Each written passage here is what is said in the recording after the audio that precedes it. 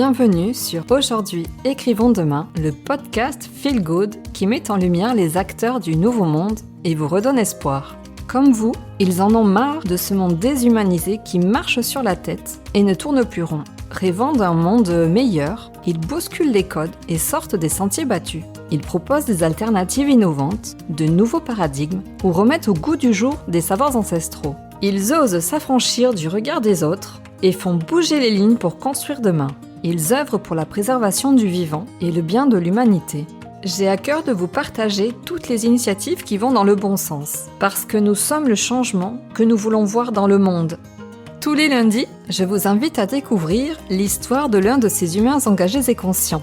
Je m'appelle Katia Krabbe, je suis la fondatrice de Redaxil et j'aide les entrepreneurs humanistes à gagner en visibilité sur le web en réalisant leurs portraits. Vous avez envie de soutenir le podcast ?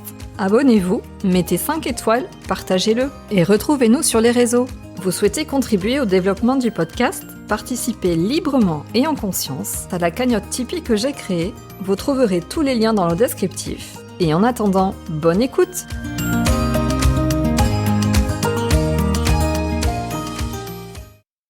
Bonjour à tous.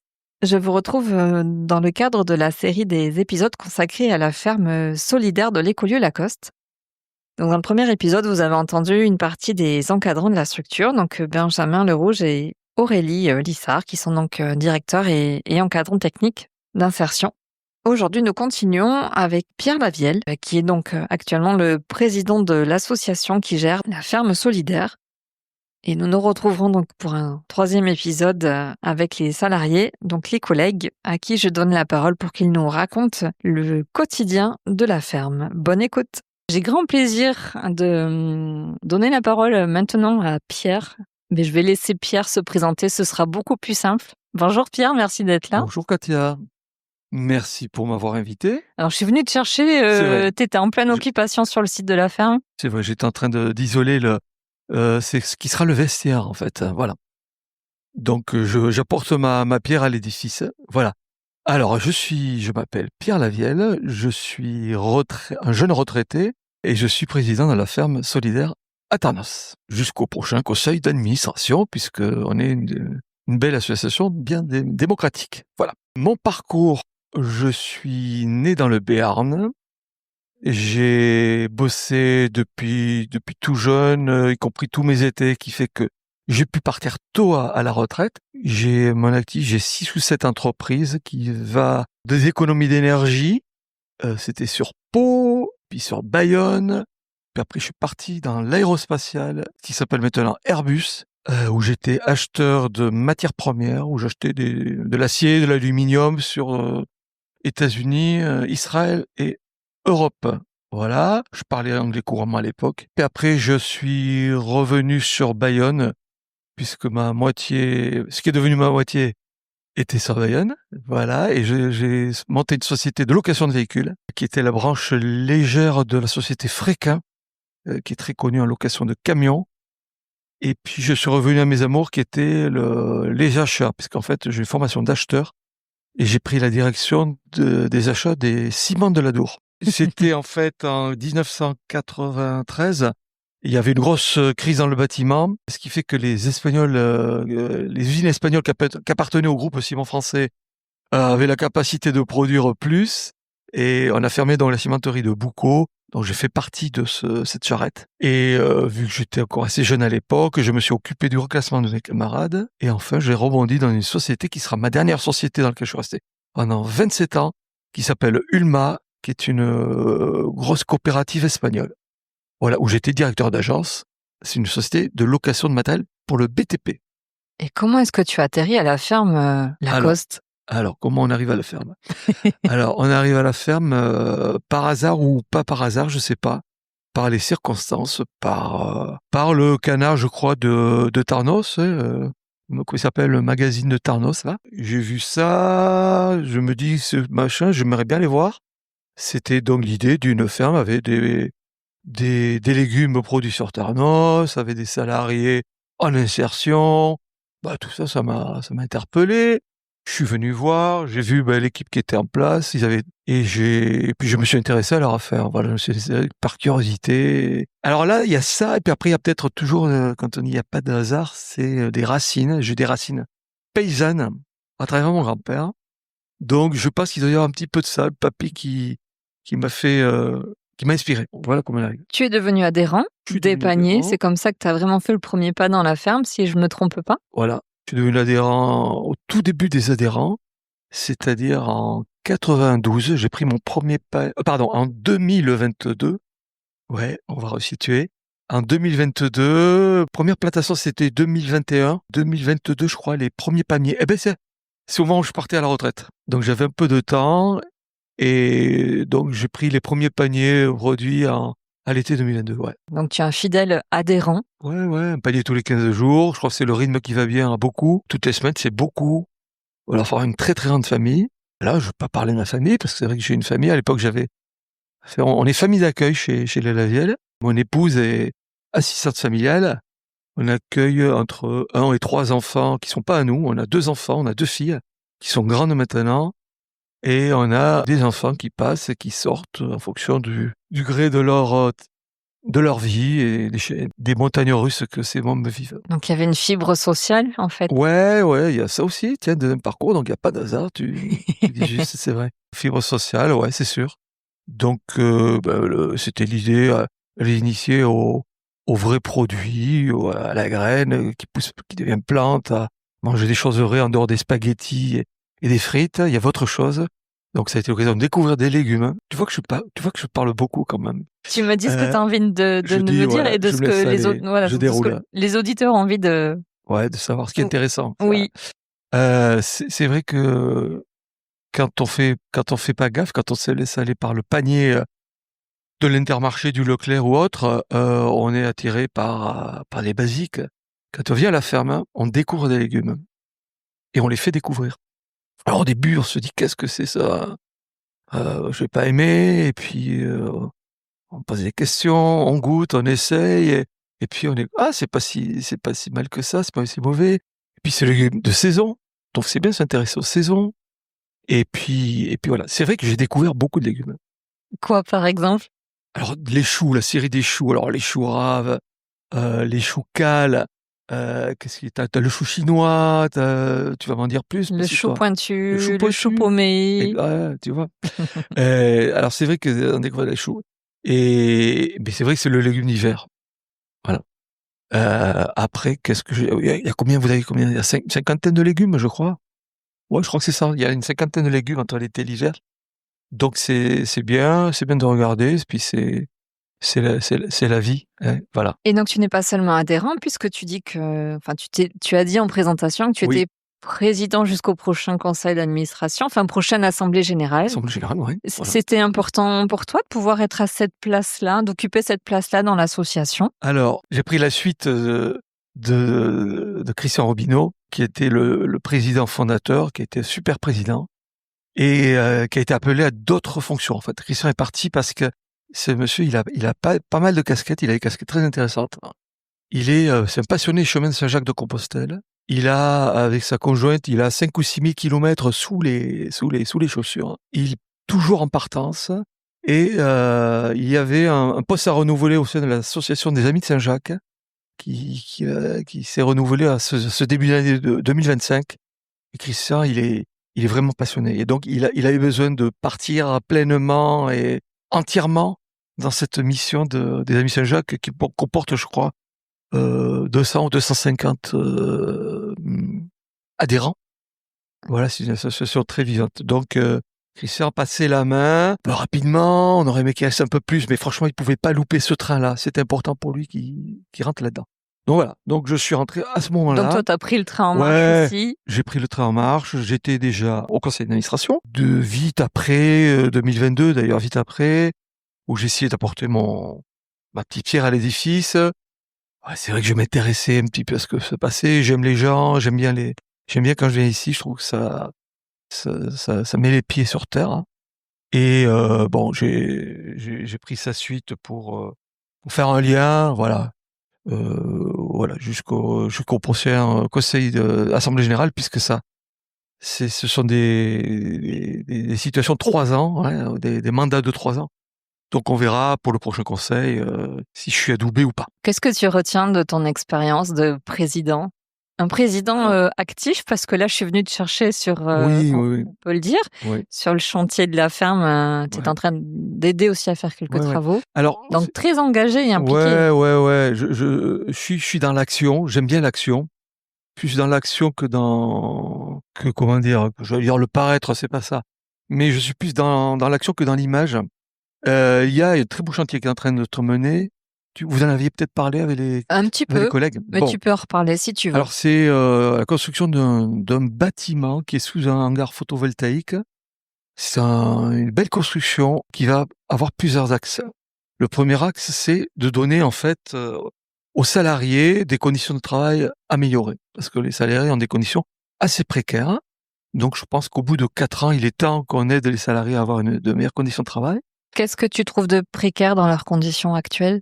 Ben, il y a pas de sanitaire, il y a pas de vestiaire, c'est un bungalow, c'est une bungalow de base de vie. Bon, on va démarrer déjà par ça, créer un vestiaire, créer des sanitaires, donc vocation c'est accueillir les salariés dans de meilleures conditions. Deuxièmement, leur donner aussi un outil de travail. Outil de travail, ça veut dire que l'hiver, ils travaillent dehors. Ils travaillent dans le froid, l'été, ils travaillent sous la chaleur. Je pense qu'il est temps d'essayer d'améliorer, notamment lors de la préparation des paniers. Pour le lavage, il est temps d'améliorer ces conditions. Après, troisième axe, c'est créer un bâtiment en éco-construction. Éco-construction, on est dans l'écolieu Lacoste. Tout le système de la construction de la ferme doit tourner autour de l'écologie, de l'environnement. Donc c'est un bâtiment qui est éco-construit. On verra ou pas le détail de ce que c'est que l'éco-construction. Quatrième axe, c'est de donner aux partenaires qui ont bossé, leur donner des éléments, des compétences en fait. Ils pourront dire, ben voilà, moi je travaille là-dessus, je travaille sur tel et tel matériau. Il y a peu de gens qui travaillent les matériaux qu'on utilise. Ce sont des matériaux anciens, avec des techniques anciennes qui sont remises un peu en avant. Donc ils auront un petit peu cette référence. Cinquièmement, c'est donner après environ envie aux autres. C'est-à-dire les autres, c'est les institutions, des autres entreprises, des particuliers, tous ceux qui voudront s'intéresser à ce type de bâtiment. Ils pourront voir, ben voilà comment ça a été fait, ils pourront poser des questions. Ils viendront vers les gens de la ferme qui leur diront, ben voilà, on a fait ici, on a fait comme ça. En plus, ils le disent avec le sourire. N'est-ce pas, Katia? Donc ça c'est chouette. Voilà, ça c'est le cinquième axe de cette construction. Donc là j'étais en train en fait de poser l'isolation puisque je mets un peu la main dans le cambouis. On a pas mal de partenaires dans la construction. Il y a des entreprises de Tarnos. Il y a un centre de formation de Tarnos. Ça aussi ça a du sens. Et puis toutes ces entreprises essaient à travers un petit peu l'idée, puisqu'on fait que Benjamin, on fait aussi la maîtrise d'œuvre, on essaie de rester dans un budget, parce qu'on a peu de moyens, que tout le monde mette la main à l'édifice, la pierre à l'édifice, c'est important. Donc ces entreprises ont participé, et il y a des chaînons manquants, donc j'essaie d'agir dans les chaînons manquants. De manière générale, tu agis dans les tu interviens dans les chaînons manquants. C'est pas faux. C'est pas faux. On se comprend. On se comprend. Ouais. En tout cas, ta présence, elle est en tant qu'adhérent, en tant que président, en tant que bricoleur. C'est vrai que tu es très investi sur les lieux. Ouais. Je me souviens de notre premier contact, du moins, j'avais eu la chance de participer au CA au mois de décembre. On était assis l'un à côté de l'autre et j'avais beaucoup apprécié le fait que tu me demandes, c'est pas trop dur à la ferme. Tu t'es de suite intéressé à moi, à notre travail, à ce qu'on faisait, comment ça allait. Ouais. Et c'était fort appréciable, donc ouais. Bon, tant mieux. Ouais. Tant mieux. Non, mais c'est ça, c'est la vraie vie, ouais. C'est la vraie vie. Et quoi d'autre? Donc là, en l'occurrence, je faisais de l'isolation. Parce qu'entre l'électricien qui intervient... Alors, semaine prochaine, on a un avancement. Il y a le plaquiste, il y a l'électricien et il y a le plombier qui interviennent. Alors, tout ce petit monde va se bousculer dans les espaces que sont les sanitaires et les vestiaires. Qui sont pas très grands. Qui sont pas très grands, ouais. Et il faut que ce soit prêt. Donc, je m'excite un peu. J'ai pris un petit peu de retard dans la finition de l'isolation. Il faut absolument que vendredi soir soit fini. Donc tu vas me revoir, je pense, jeudi ou vendredi. Avec Je plaisir. n'aurai pas fini là. Tu récupéreras ton panier peut-être entre deux. Ouais, je Ouais. pense que jeudi, parce que jeudi après-midi, 14-18 heures, on récupère notre panier. Je vais récupérer le panier le jeudi, ouais. Je reviens après sur mon ancien métier, le dernier métier. Puisque j'ai fait 6 ou 7, j'ai fait donc 6 ou 7 entreprises différentes. J'en ai laissé une ou deux de côté là dans mon précédent. Chaque fois, je restais en fait 2-3 ans. Et je me demandais si tu es capable de rester plus de 2-3 ans dans une boîte. Quand on est jeune, on en bouge, on a envie de bouger, on essaie des trucs, voilà. Et en fait, je suis resté 27 ans dans la dernière entreprise. 27 ans. Et il n'y a pas d'hasard aussi, peut-être par rapport à la ferme, par rapport au milieu associatif. J'étais en fait dans une coopérative. Et c'est une coopérative qui est issue du système qui s'appelle coopérative Mondragon. Alors, c'est pas très connu ici, c'est très connu en Pays Basque, puisque la coopérative Mondragon, c'est une des plus grosses coopératives au monde. Il y a 130 sociétés avec 60 000 salariés, en fait, qui pèsent entre 2 et 3 milliards d'euros de chiffre d'affaires. Et dans ces 130 sociétés, donc Ulma, la société qui m'employait, était spécialisée dans l'échafaudage et le coffrage. C'était un constructeur, un fabricant. Mais il y avait aussi Eroski, qui est une grosse, c'est un carrefour en fait en Pays Basque. Il y a Ikerlan, qui est un laboratoire d'études. Il y a la Caja Laboral, qui est une banque. Il y a la BBV, Banco Bilbao Vizcaya. Il y a tout un ensemble d'entreprises qui tournent et qui font profiter aux autres des expériences des unes aux autres sur les marchés internationaux. Voilà, c'est un petit peu ça.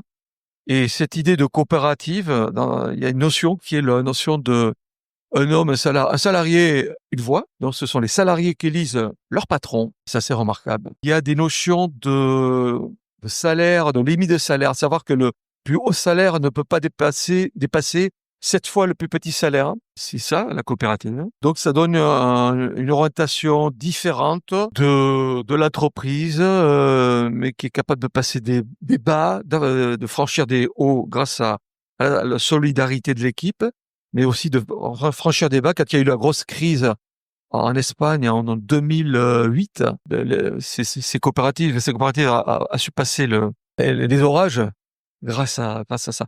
Donc c'est ce côté coopératif qui, à ce qui me concerne, je parle que de moi, mais je suis là pour ça. Non, mais c'est intéressant de savoir Voilà. qui tu es, qui nous avons comme président, aussi dans quel état d'esprit tu es aussi. Ouais. Et tu perçois aussi la Ouais. ferme, pourquoi tu es là. Voilà. Après, j'ai eu jusqu'à 50 salariés. Au pic, j'avais une trentaine de salariés fixes et une vingtaine d'intérimaires, avec des passions, avec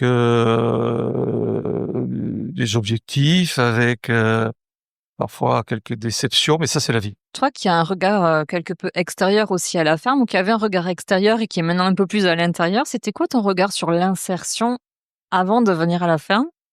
Ouais. Et depuis que tu y es? Alors, j'avais une expérience en insertion. Ah, Pas décidément. d'insertion, ouais. Non, il n'y a pas d'hasard. Il n'y a pas d'hasard. Finalement, c'est un puzzle qui se... Ouais, c'est un puzzle, c'est ça. Oui. Alors, c'est vrai que la coopérative, les notions ou l'arborescence, l'organisation, elle est plus horizontale, elle est verticale. Il faut de la verticalité, mais il faut de l'horizontalité pour que les gens s'impliquent. Donc, ça, c'est quelque chose qui est très, très ancré en moi, cette horizontalité. Et puis, c'est les passerelles avec l'insertion. En l'occurrence, j'ai fait travailler le CAT de Biodos. On a eu un moment où on s'est fait déborder avec le nettoyage du coffrage. Et on avait donc je me suis dit tiens, je voulais voir si ça pouvait être une mission pour des gens en situation de handicap.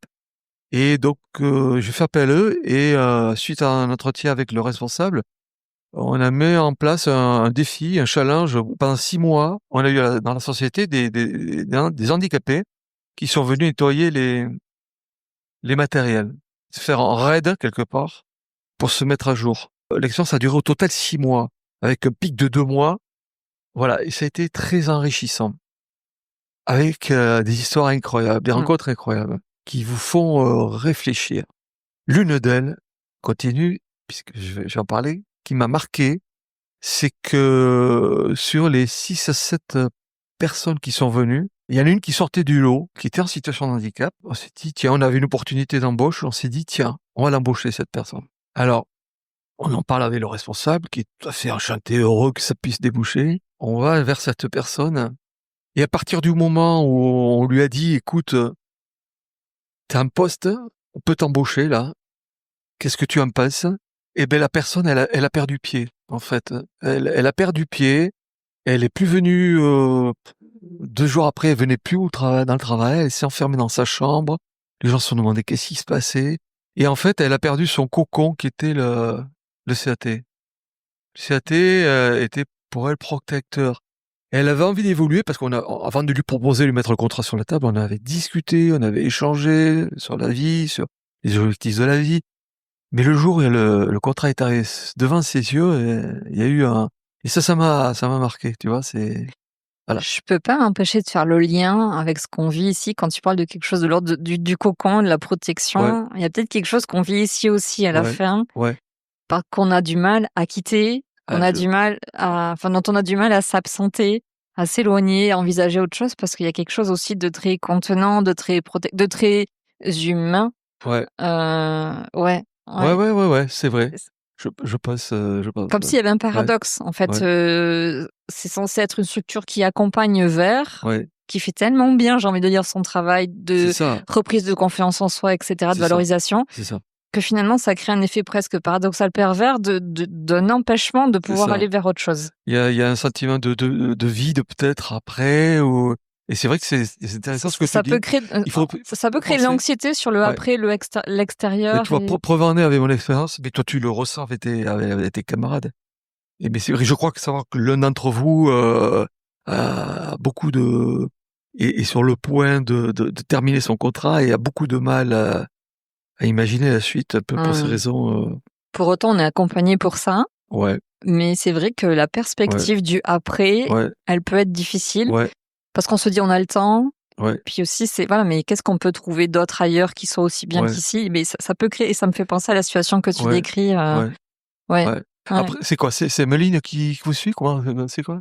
C'est Emeline, C'est Meline, hein? oui, oui, Voilà. qui nous rencontre, Elle aborde ce chapitre, ou pas, dans les oui, mais entretiens, c'est tu des sais? choses dont on parle en tout cas Ah avec ouais? Aurélie, Benjamin. Ouais, Moi, j'en ai déjà parlé avec eux en tout cas, ouais, de ce constat que je fais moi-même, qui est partagé par ouais, d'autres ouais, collègues et qu'ils font eux aussi en tant qu'encadrants et de dire: ouais, «Mais comment est-ce qu'on pourrait faire par rapport à cette problématique qui peut ouais, devenir problématique?» ouais, sur cette peur peut-être à nouveau de se confronter au c'est monde vrai, extérieur, c'est vrai, c'est vrai. ouais. Alors après, il y a eu des embauches au sein de la ferme, de Oui, gens qui sont rentrés en tout CDDI à fait. et ça je trouve que c'est chouette de pouvoir, arriver jusque-là.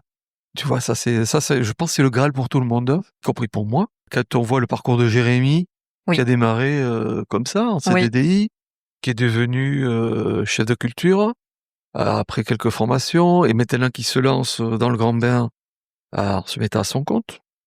Quand tu vois après Marion, pareil, et qui porte, sans aucune formation de base à l'origine, mais qui a par acquis des connaissances et acquis de compétences, elle devient chef de culture, donc une grosse responsabilité pour Marion. Elle fait sans peur. Elle est incroyable, cette Marion. Ah oui, oui. Et puis Aurélie, avec son sourire et sa positivité, pareil, qui vient de rejoindre l'équipe en contrat à durée indéterminée là. Et voilà, ça c'est des vrais succès. Voilà, ça c'est voilà. Et donc c'est quoi ton regard aujourd'hui sur l'insertion? Il a peut-être changé parce que au départ, on se dit insertion, oh là là, quel est ce personnel en crise, qui ont du mal vraiment et je les vois pas. Quand je viens à la ferme, je ne vois pas les gens en situation de crise. Je vois des gens heureux.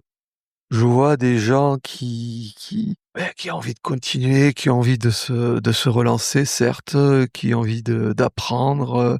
Alors ça, c'est propre à la nature, peut-être, au travail de la terre qui donne ça. Bon, après, le site, le cadre aussi, c'est sûr, l'environnement de l'association, il fait, bien sûr. Alors, mon regard, il a changé. Et je vois des gens, comment dire, je sais pas, je vois des gens complètement normaux, quoi. Complètement normaux. Mais je te jure, c'est vrai. Et oui, parce que quelle idée on se fait de manière générale, dans l'inconscient collectif de l'insertion? Mais voilà. L'insertion, c'est, ou des gens alors il y a certes le handicap, mais là, c'est pas le cas, mais des situations complexes, je sais pas, bon, je ne les vois pas. Tu ne le ressens pas Je et ne tu le ne le vois ressens pas? pas, je ne Mmh. ressens pas.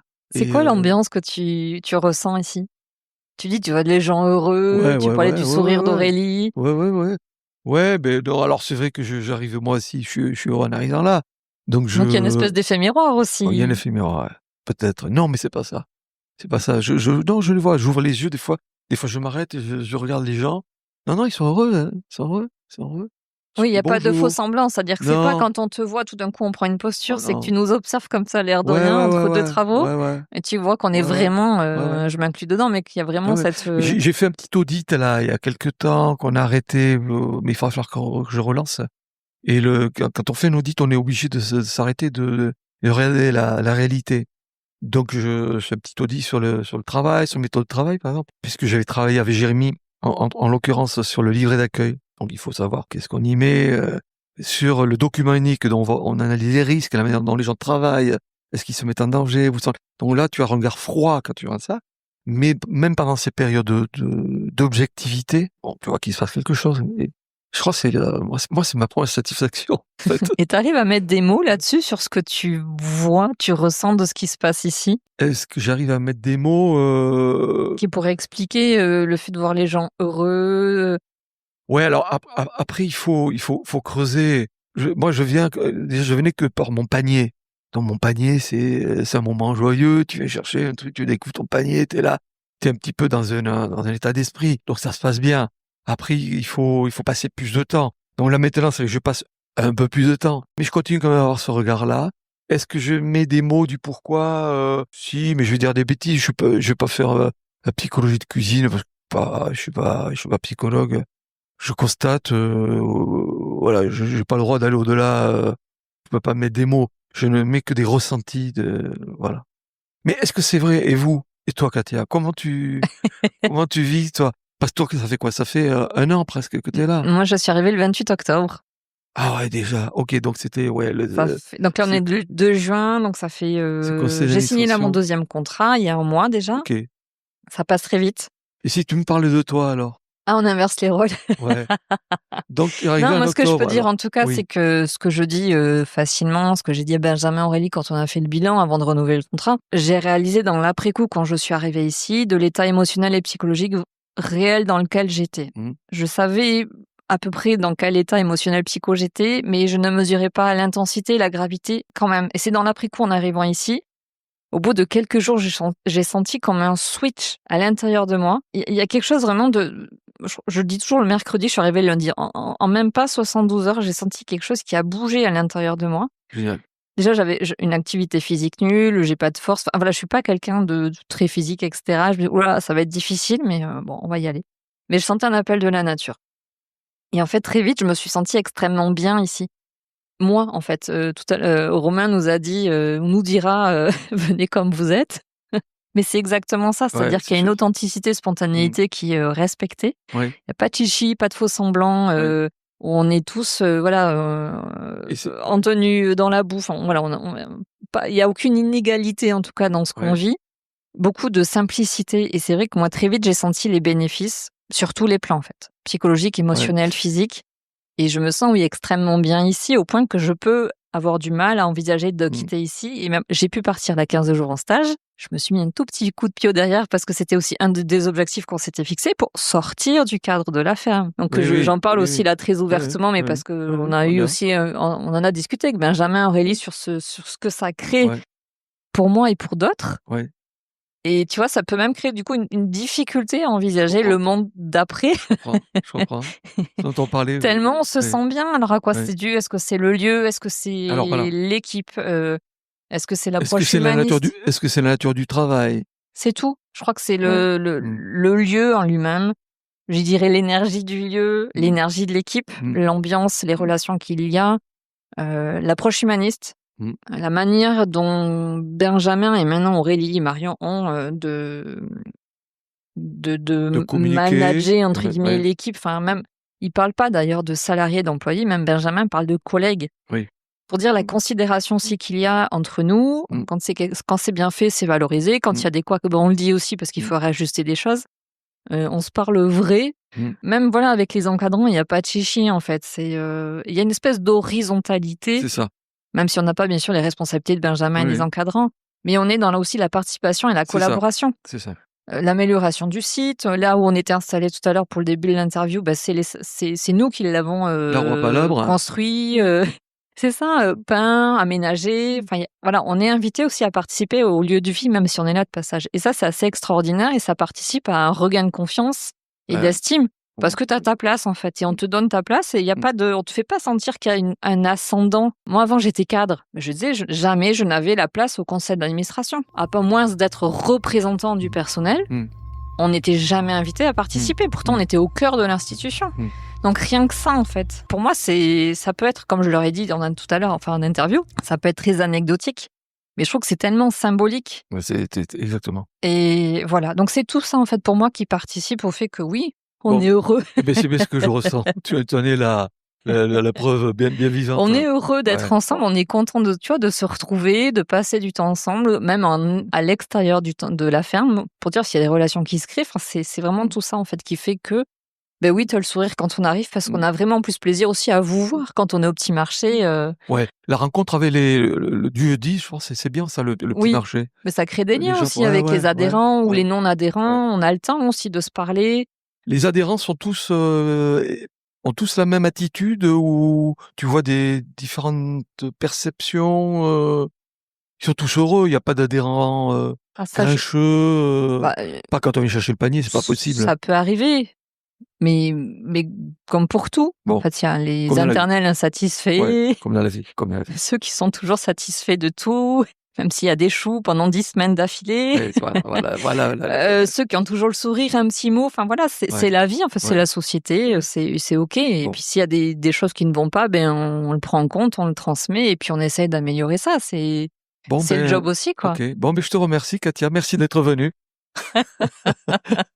Je te remercie. C'est exactement le fond de ma pensée. Tu l'as verbalisé, c'est encore mieux. Donc voilà.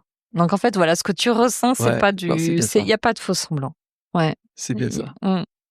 Yes. Un dernier mot peut-être pour conclure? Un dernier mot, oui, le chantier t'appelle. Ouais, il faut que ce soit fini pour vendredi soir. Mais je vais y arriver. Ouais. Je l'ai séquencé en plusieurs étapes. J'ai une étape à finir. J'en ai pour 1 heure, ça va aller. Après, j'aurai besoin d'un coup de main pour la dernière étape, et je mobiliserai un grand costaud. J'en ai un en tête. Je vais taire son nom. Non, mais il sera content de m'aider en plus. Et un dernier mot. Qu'est-ce que tu auras envie de dire à nos auditeurs sur la ferme? Ton idée de podcast est bien. Franchement, c'est bien ça. C'est bien, ça permet de donner des expériences, de les partager, voilà. Alors, on se dit, mais putain, qu'est-ce que c'est une bonne idée, ça. Je te souhaite une bonne chance dans ce podcast. Comment le diffuser au sens le plus large possible? Comment on peut l'aider à pousser? Partagez-le, faites-le connaître, voilà, aux personnes qui vous entourent, si vous pensez que ça peut les intéresser. Pas qu'aux Tarnosiens, à tous les habitants du coin, 64-40, voilà, de faire connaître ce genre d'initiative, en tout cas. Et il va s'intituler comment? Aujourd'hui, écrivons demain. Alors, c'est le nom du podcast. D'accord. J'ai pas encore tout à fait le nom de l'épisode, mais je pense qu'il y aura une série de plusieurs épisodes, parce que j'ai pas encore fini d'enregistrer tout le monde et il y a pas mal de choses à dire. Bon. Merci, Katia. Merci à toi. Allez, bonne suite. Salut. À bientôt. J'espère que vous avez pris plaisir à nous écouter. Si vous avez aimé cet épisode, mettez 5 étoiles et un commentaire sur votre plateforme d'écoute préférée. Vous aiderez le podcast à gagner en visibilité. Si vous souhaitez continuer à découvrir les histoires de ces acteurs du Nouveau Monde, abonnez-vous. Et si vous voulez connaître les coulisses, rejoignez-nous sur les réseaux. Tous les liens sont dans le descriptif. Merci d'avoir pris le temps de passer ce moment avec nous. Je vous dis à très vite pour un nouveau témoignage d'une belle âme.